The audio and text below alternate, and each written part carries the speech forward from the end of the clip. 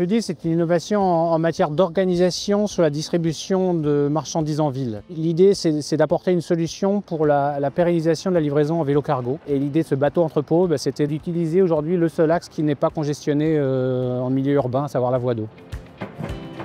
Fluidis renouvelle l'usage de la voie d'eau, donc on ne fait que répéter différemment des choses qui existaient, mais qui sont cohérentes.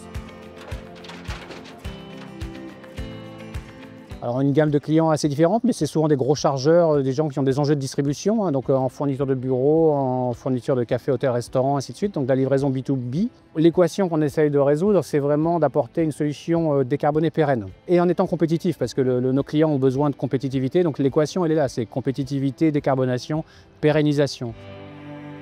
Quand on discute avec un client, nos arguments sont assez nombreux, assez faciles à mettre en avant. C'est-à-dire qu'en termes d'organisation, de fiabilité, le bateau à 5 minutes près, tous les jours, il est sur le même quai, au même moment, quels que soient les bouchons, la circulation. On a 4 ans d'exploitation là à Paris, donc on a des retours de qualité, des retours de maîtrise de prix, des retours d'impact environnementaux. Donc on a pas mal d'éléments à donner à nos clients ou futurs clients.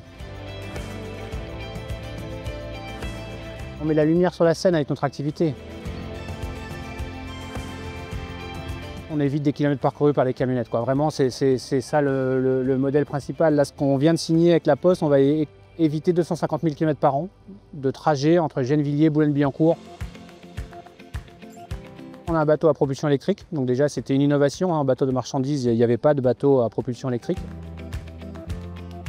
Le transport fluvial est évidemment une solution d'avenir. On est obligé aujourd'hui de revenir à des organisations plus organiques, on va dire, plus naturelles. C'est-à-dire que les voies d'eau en milieu urbain, Bordeaux, Lyon, Toulouse, Le Havre, Rouen, c'est des voies structurelles. Les villes ont été construites ici pour des raisons logistiques et je pense qu'on va revenir vers un peu de logistique sur l'eau pour des raisons voilà, de pérennité, de décarbonation, de simplicité aussi opérationnelle.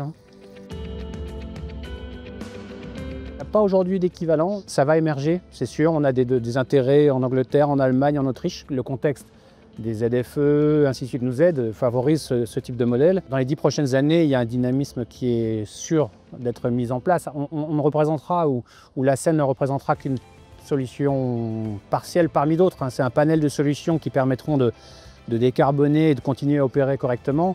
Mais clairement, il y a une dynamique qui est lancée, ce qui n'était pas le cas il y a 5-6 ans. Et là, elle est en place et on sent qu'il va y avoir des nouvelles unités, des nouvelles solutions dans les années à venir.